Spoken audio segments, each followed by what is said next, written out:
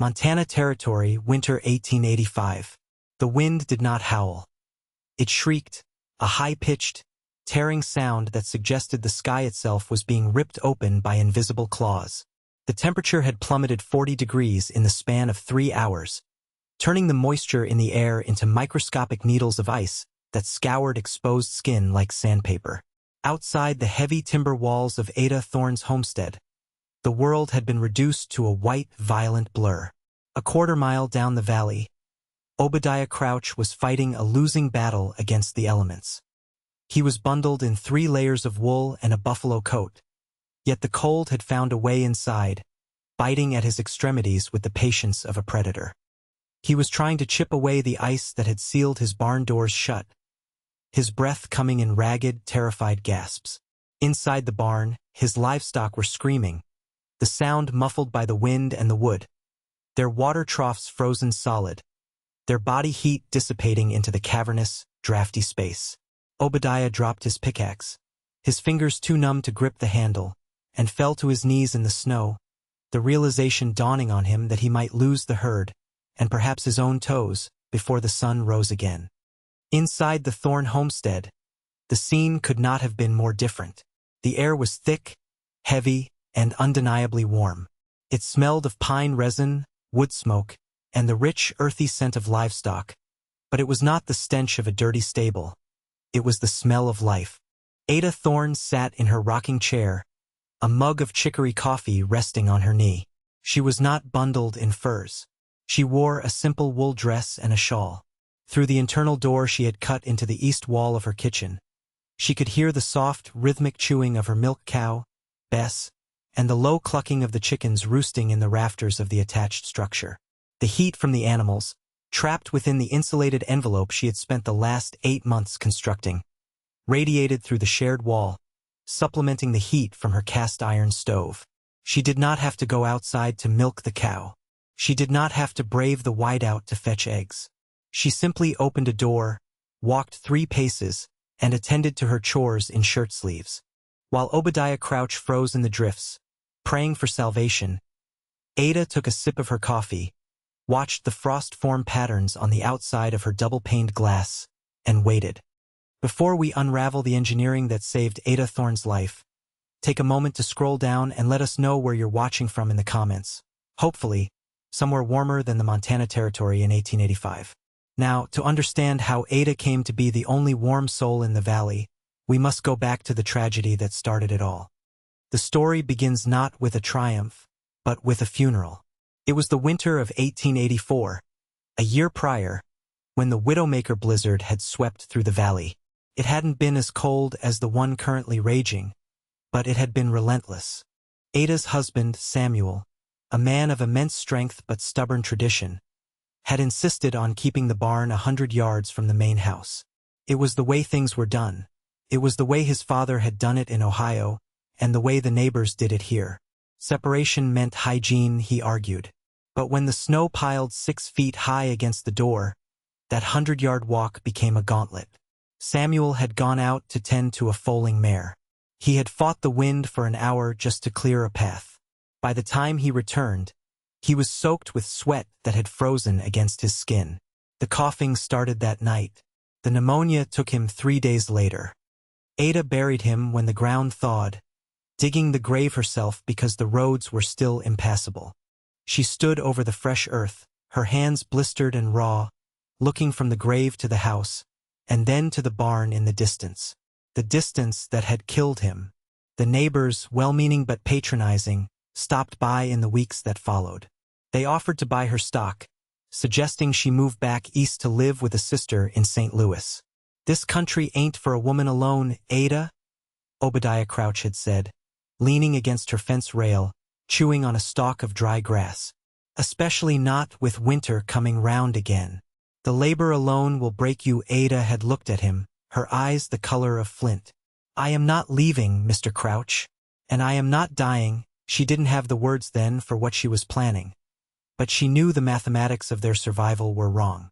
The energy expended to keep the house warm and the barn accessible was greater than the energy 2 people could generate, let alone one. She needed to change the equation. The solution came to her during a sleepless night in April. She was staring at the way the cat curled up against the dog by the hearth, borrowing warmth. In the old world, she remembered her grandfather saying, in the high Swiss Alps, the farmers didn't separate themselves from their livelihood. They lived with it. They built house barns, unitary structures where the heat of the cattle rose to warm the bedrooms, and the heat of the kitchen kept the livestock from freezing. It was a symbiotic relationship, efficient and closed loop.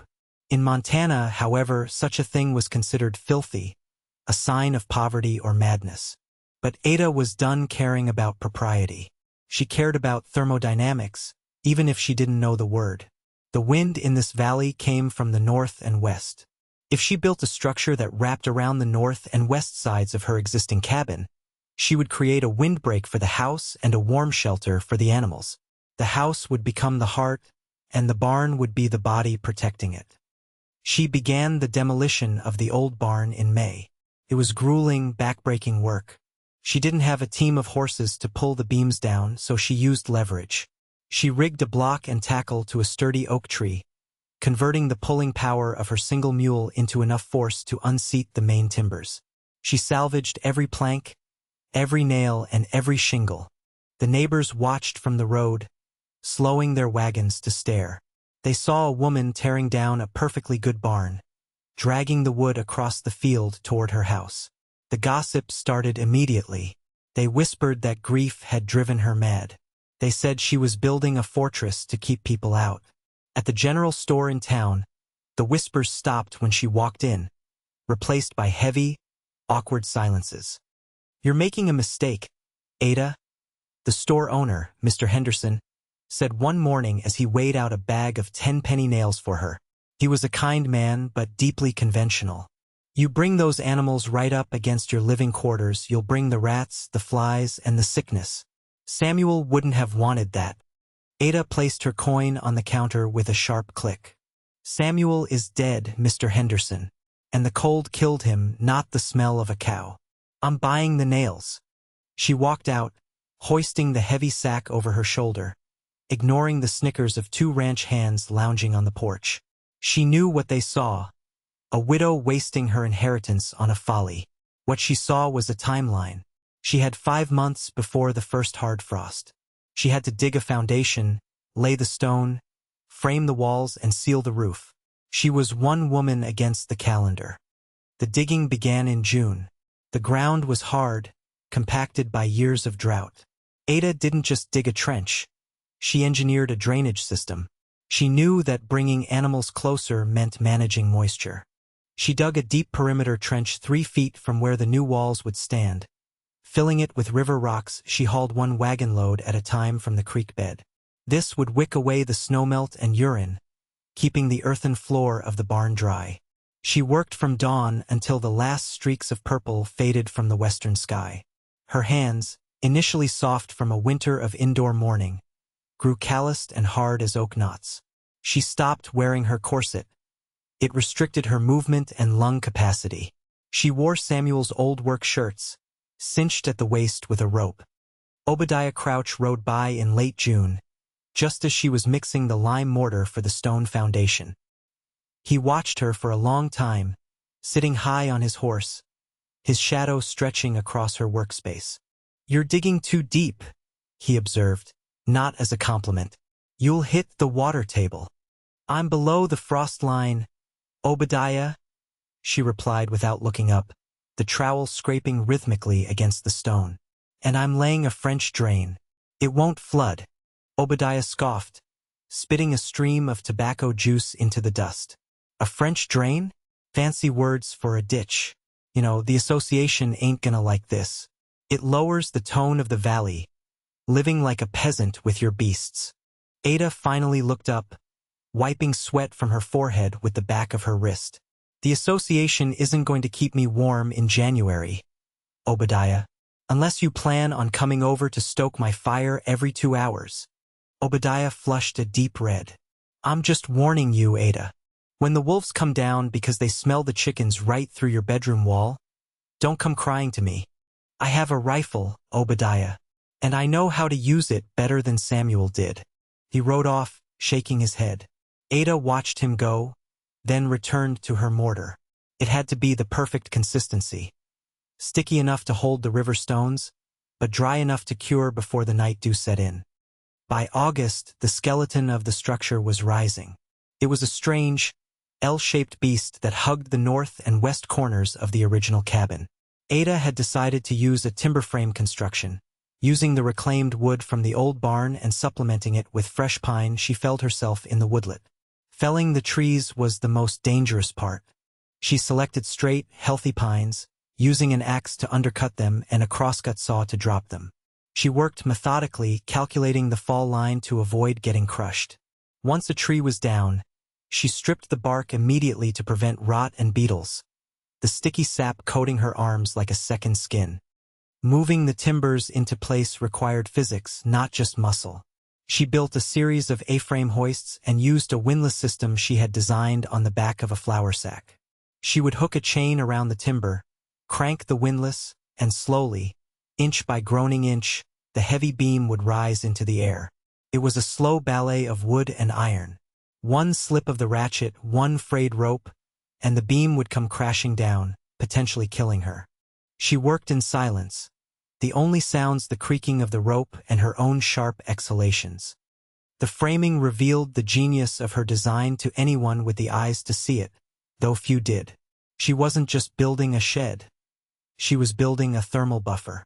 The outer walls of the barn were double thick, with a cavity she planned to fill with sawdust and dried moss for insulation, a technique unheard of in the valley, where single-walled shacks were the norm. The roof of the barn sloped down from the house's eaves, creating a continuous slide for the snow. She framed the connection points carefully, flashing them with flattened tin cans she had collected and hammered straight, ensuring that melting snow wouldn't seep between the house and the barn. As September rolled in, bringing with it the first biting winds of autumn, the urgency increased. The town had turned her into a local legend of the worst kind. The mad widow of the valley children would dare each other to run up and touch the monster house. The rumors grew wilder. She was practicing witchcraft. She was brewing moonshine. She was hiding a fugitive. In reality, she was fighting a war against moisture. The roof had to be on before the rains came. She was up on the rafters, 30 feet in the air, balancing on a 6-inch beam with a mouthful of nails. Her hammer swung with a rhythmic, driving percussion that echoed across the valley. Thwack, thwack, thud. Thwack, thwack, thud. One afternoon, a sudden gust of wind caught the sheet of tin she was wrestling into place. It acted like a sail, jerking her violently to the left. Her boot slipped on the smooth, planed wood. For a heart-stopping second, she was suspended over the drop, holding on by nothing but her grip on the tin, the sharp edge slicing into her palm. She didn't scream. She didn't panic. She swung her legs, finding purchase on a crossbrace, and hauled herself back onto the beam. She sat there for a moment, her breath trembling in her chest, blood dripping from her hand onto the fresh lumber. She wrapped the wound in a strip of cloth from her pocket, tightened the knot with her teeth, and picked up her hammer. The roof would not wait for her hand to heal. By late October, the structure was enclosed. It looked odd, undeniable. A small, neat cabin seemingly being swallowed by a larger, rougher wooden creature. But inside, the logic was beginning to prove itself. The prevailing winds, which used to whistle through the chinking of her kitchen logs, now slammed against the outer barn wall, leaving the air inside the house still. She moved the animals in on November 1st. Bess the cow seemed confused at first, then delighted by the deep bedding of straw and the absence of wind. The chickens took to the high rafters immediately. The first test came a week later. A typical November squall. Not a blizzard, but cold enough to freeze water in a bucket. Ada woke up and reached for the water pitcher by her bedside. It was liquid. In years past, there would have been a rim of ice. She walked into the kitchen. The floor, usually freezing against bare feet, was cool but not biting. She opened the connecting door to the barn.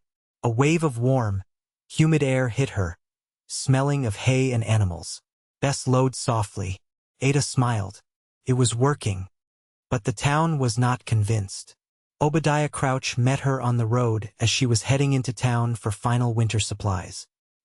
He looked at her bandaged hand and the dark circles under her eyes. "You look tired, Ada," he said, not unkindly. "It ain't too late to admit you bit off more than you can chew. I can take the animals for the winter. Give you a fair price. You can board in town."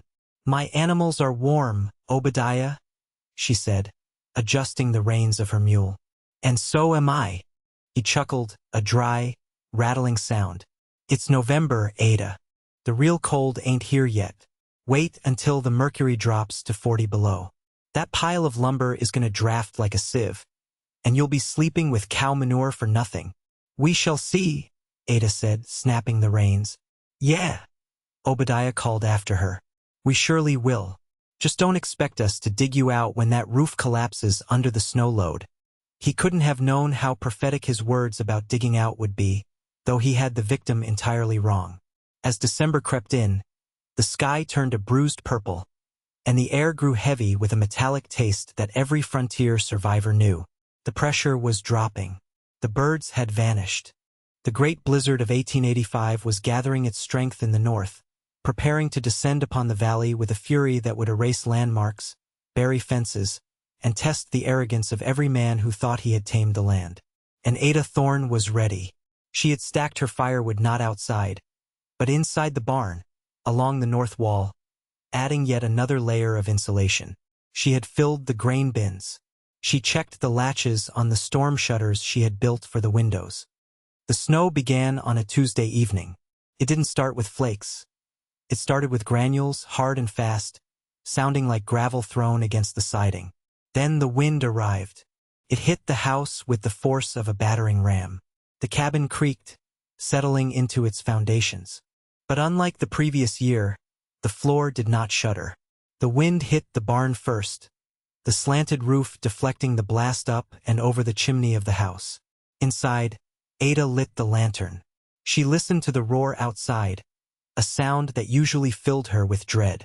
Tonight, it sounded distant, muffled by layers of pine, sawdust, and hay. She opened the door to the barn. The air was calm. Bess was chewing her cud, unbothered. The chickens were asleep. Ada walked back into her kitchen, sat in her rocking chair, and picked up her knitting. The thermometer outside the window was dropping rapidly, but the fire in her stove was burning steady and slow.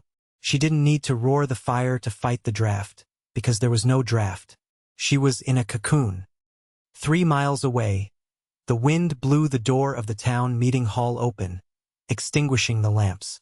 In the darkness and the cold, the men scrambled to secure the latch, shouting to be heard over the gale. They spoke of the cattle out on the range, and the woodpiles buried under drifts. No one mentioned the widow. In their minds, she was already a casualty, a foolish woman in a house wrapped in a barn, surely freezing to death in the folly of her own making. They were wrong. The long night had just begun, and the vindication of Ada Thorne was about to be written in ice. By dawn on the third day, the world had ceased to exist. There was no horizon, no sky, no ground. There was only the white void and the sound of the wind, which had deepened from a shriek into a constant, subterranean roar that vibrated in the teeth. The snow was not falling. It was being driven horizontally at 60 miles an hour, stripping the paint off wagons and burying outhouses in minutes. Inside the Thorne homestead, the passage of time was marked not by the sun, which was invisible, but by the rhythmic chores of the barn. Ada woke at 6, the room dark, the air cool but stable. She lit the lantern, the flame sputtering briefly before catching, casting long, golden shadows against the log walls.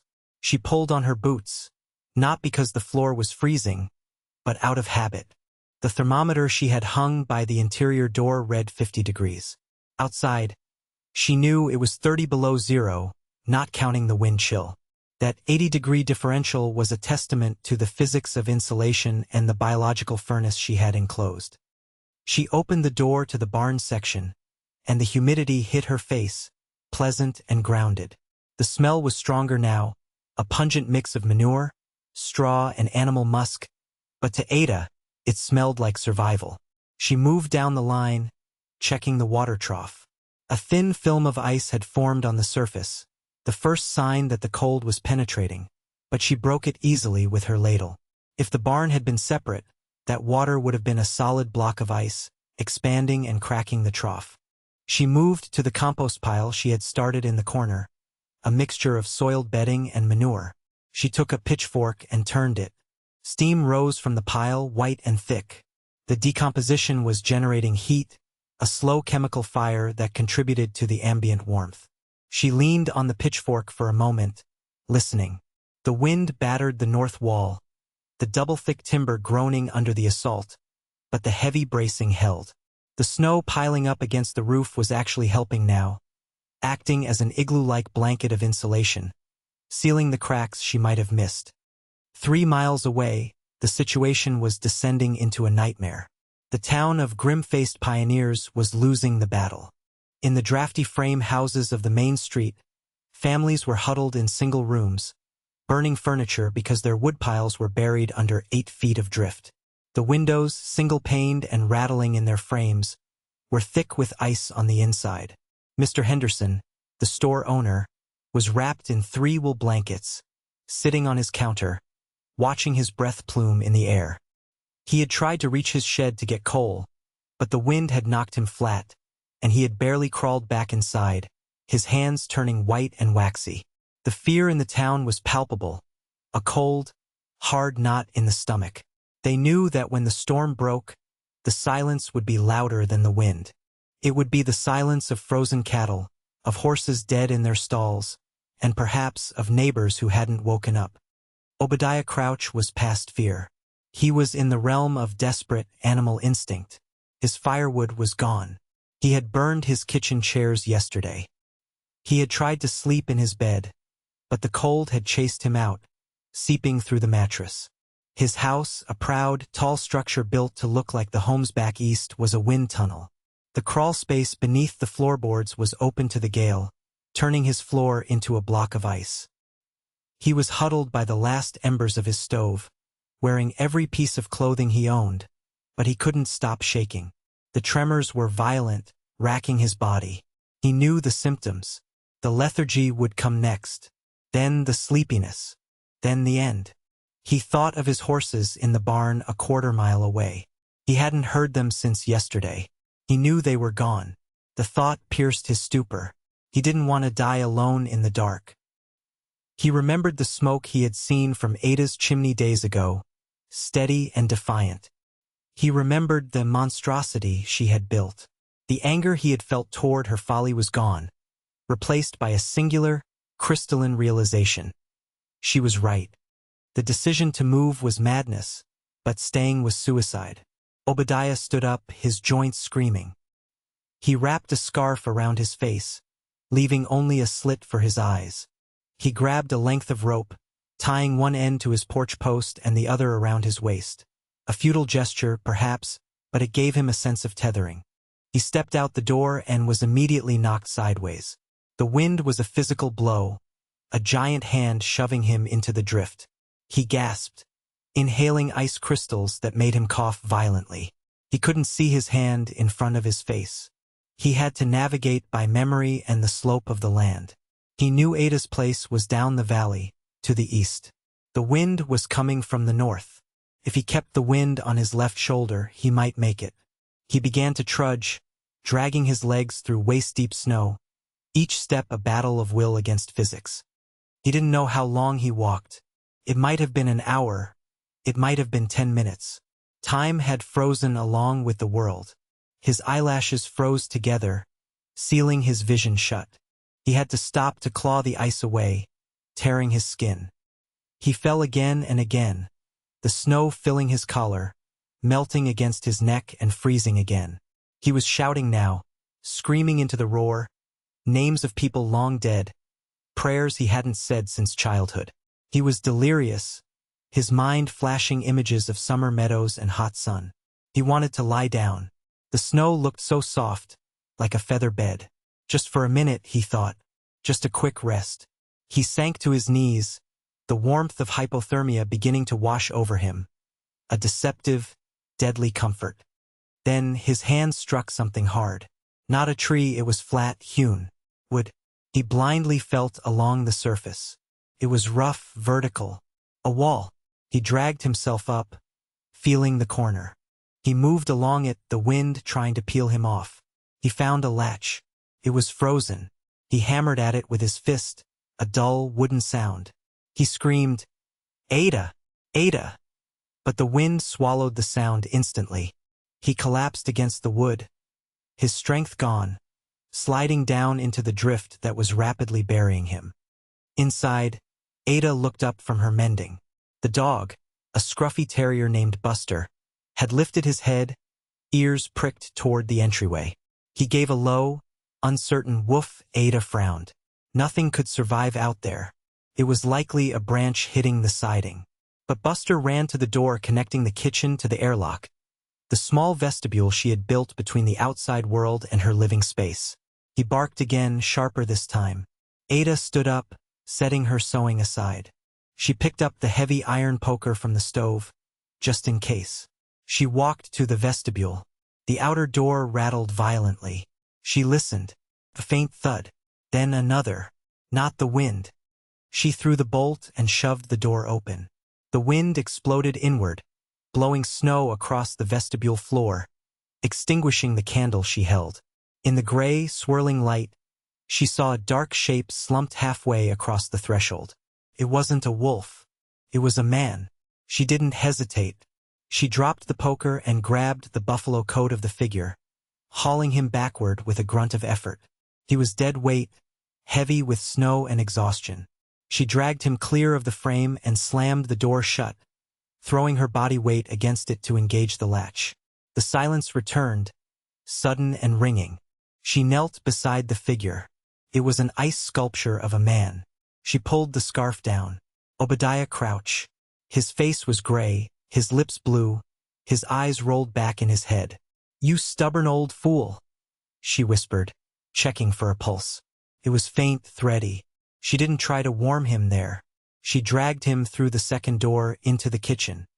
The heat of the room seemed to hit Obadiah like a physical shock. He gasped, a ragged, choking intake of air. Ada went to work with the efficiency of a field medic. She stripped the frozen outer layers off him, the coat stiff as a board, the boots frozen to his socks. She had to cut the laces with her shears. His toes were white but not black. Not yet. She pulled the mattress from her bed closer to the stove, rolled him onto it, and piled warmed blankets on top of him. She lifted his head and forced warm broth between his lips. "Drink," she commanded. "Swallow it." "Obadiah." He coughed, sputtering, but he swallowed. His eyes fluttered open, unfocused, darting around the room. He saw the fire. He saw the dry floor. He heard the cow lowing in the next room. He looked at Ada, his eyes wide with confusion and disbelief. "Am I dead?" he croaked, his voice a ruined whisper. "Not yet," Ada said, retreating to the stove to refill the ladle. "Though you tried your best." Obadiah lay back, the warmth seeping into his bones, agonizing and wonderful. He looked at the ceiling. No frost. He looked at the window. Clear. He started to weep, silent tears running down his weathered, gray cheeks. He wasn't crying from pain. He was crying because he had never felt so warm in his entire life. The storm broke 2 days later. It didn't end gracefully. The wind simply died, leaving a sky of brilliant, blinding blue and a silence that was absolute. The valley was buried. Drifts of 20 feet changed the topography of the land. Fences were gone. Roads were gone. The first sign of life in the valley was a plume of smoke from Ada Thorne's chimney, rising straight up into the still air. By mid-morning, a sled struggled its way toward the homestead. It was Mr. Henderson and 2 of the younger men from town, pulling a makeshift toboggan. They were checking for bodies. They had already found 2 at the miller's place. They approached Ada's strange, snow-covered fortress with dread. The shape of the building was indistinguishable under the drifts, save for the roofline and the cleared area around the chimney. They knocked on the door, their faces somber, hats in hands, expecting the worst. The door opened. Ada stood there, wearing a clean apron, the smell of fresh coffee wafting out past her. Behind her, sitting at the kitchen table peeling potatoes, was Obadiah Crouch. He looked cleaner than anyone had seen him in years, and he was eating a biscuit with butter. Mr. Henderson's jaw dropped.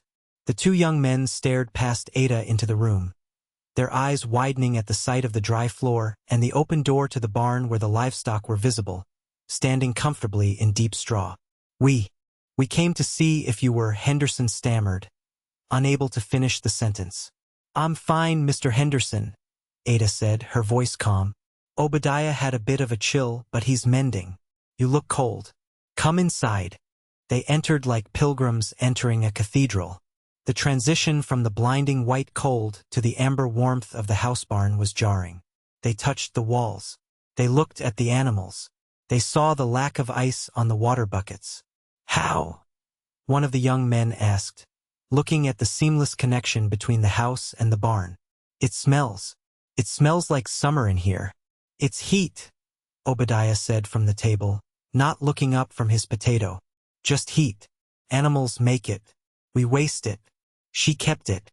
He looked up then, meeting Henderson's gaze. "We were wrong, John. We were all wrong. She's got the only live chickens left in the county. And my toes? I kept them. Because of this crazy woman and her crazy barn." Ada poured coffee into tin mugs. "It's not crazy, Obadiah. It's engineering. Now drink up.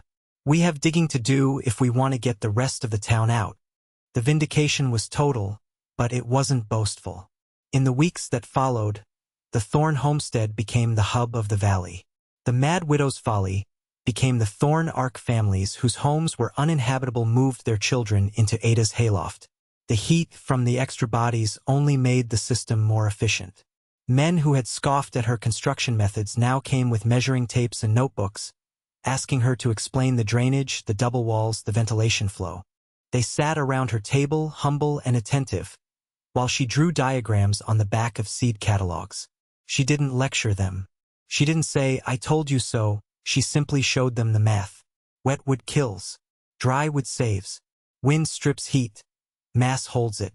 Obadiah Crouch became her fiercest defender. When a government surveyor came through in the spring and made a snide comment about the sanitary conditions of sharing a roof with beasts, Obadiah nearly threw the man off the porch. "You sleep in a drafty box and freeze, Mr." Obadiah growled. "This here is how you survive Montana." When spring finally arrived, revealing the scarred land and the carcasses of the herds that hadn't made it, the valley began to rebuild. But it rebuilt differently. The new barns weren't built 100 yards away. They were built closer. Some were connected. Walls were built thicker. Foundations were dug deeper. Ada lived in her house barn for another 40 years. She never remarried, but she was never alone. Her home was always warm, always full of the smell of life. Years later, when Ada passed away peacefully in her sleep warm, in the middle of January, they found a journal on her bedside table. The final entry, written in her steady, angular hand, didn't talk about the blizzard of '85. It didn't talk about the neighbors who had doubted her. It simply read, "Temperature outside, -20. Temperature inside, 65. The cow is well. The fire is low. The work is done." They buried her next to Samuel, but they didn't tear down the barn. It stood for a century, a monument of silvered pine against the Montana sky, a testament to the woman who didn't just endure the winter, but outsmarted it.